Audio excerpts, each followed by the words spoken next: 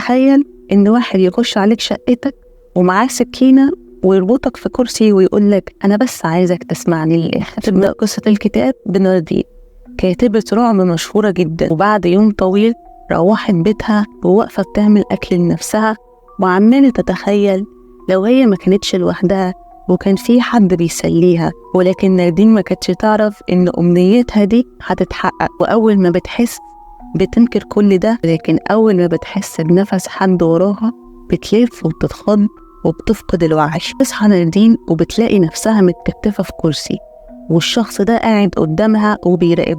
ولكن قبل ما تحاول تفكر الشخص ده بيبدأ كلام. الشخص ده بيقول لها إن هو عايزها تسمعه بس. بيبتدي الكلام وبنعرف إن هو اسمه صلاح وشغال في شركة خاصة كمحقق تأمين. مديره بينادي عليه في المكتب وبيقول له إن بنت فنان مشهور جدا اسمها رحاب اختفت في الساحل الشمالي، والبنت ديت كانت متأمنة على حياتها.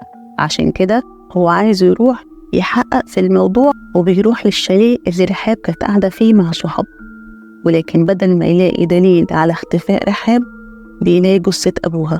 وطبعا كل ده هتلاقوه في كتاب إنهم يأتون ليلا للكاتب خالد أمين.